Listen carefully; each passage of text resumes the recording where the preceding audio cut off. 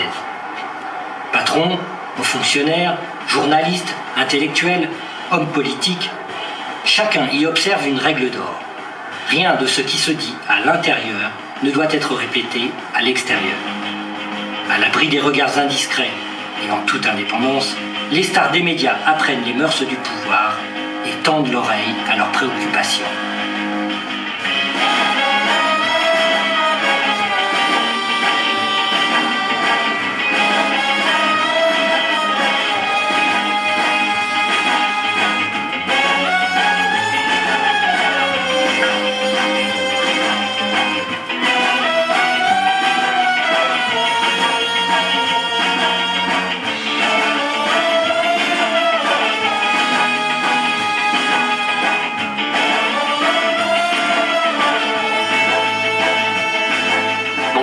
C'est quoi le nom du jeu? C'est le joyeux mélange. Journalistes, faux intellectuels, demi-économistes, économistes complets, hauts fonctionnaires, hommes politiques, hommes d'entreprise, patrons, bien sûr, et tout ce petit monde est comme poisson dans l'eau et copain comme cochon.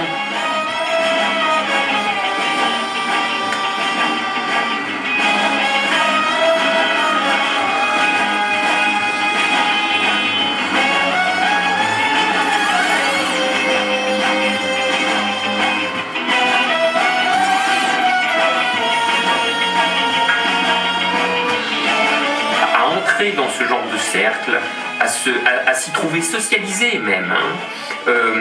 Il y a des, comment dirais-je, il y a des pertes de liberté de parole, il y a des pertes de sens critique, c'est-à-dire des effets de normalisation, d'adaptation, d'ajustement, d'autocensure, parce que très rapidement, tu vois, t'as pas besoin d'être briefé.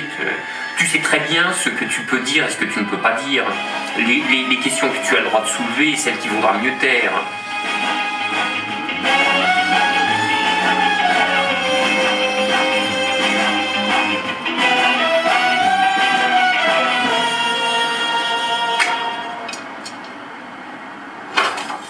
Faire partie du siècle, c'est avoir montré qu'on était capable de s'intégrer dans la classe dominante française. Et une fois qu'on en est membre, il faut bien au minimum respecter les intérêts de cette classe et à minimum ne pas aller contre ce qui seraient ses intérêts politiques et économiques évidents.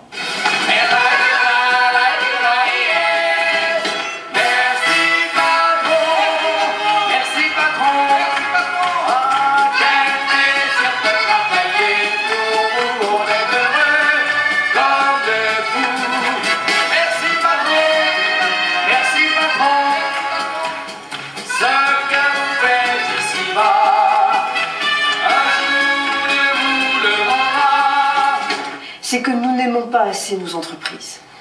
C'est que tous les publics qui sont concernés n'ont pas assez le goût, la curiosité, l'amour de l'entreprise. Et c'est aussi parce que les entrepreneurs s'expriment trop peu.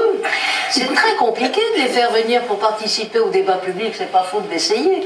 Dans cette émission, par exemple. Eh bien, écoutez, c'est pour ça qu'on est ravis de vous accueillir, vous, mais peut-être pouvez-vous encourager un certain nombre de patrons à être plus... Mais vous n'avez pas tort, il y a une crainte assez... Pour certains grands professionnels du journalisme, l'amour de l'entreprise, acquis par la fréquentation assidue des patrons, ne s'exprime pas exclusivement sur le mode platonique, mais se manifeste aussi sous une forme sonnante et trébuchante. Tous, nous vivons désormais à l'ère de la mondialisation et nous allons en faire ce soir une démonstration spectaculaire, puisque vous le savez sans doute, Microsoft... Dans le métier, quand un journaliste utilise sa renommée au service d'un produit ou d'une entreprise contre rémunération, on appelle ça faire un ménage. Mais les risques de conflit d'intérêts sont évidents. Les ménages sont donc fortement réprouvés par le code de déontologie du journalisme. Il suffit pourtant de décrocher son téléphone pour découvrir que beaucoup font des ménages et que, comme dans les supermarchés, chaque produit a son prix.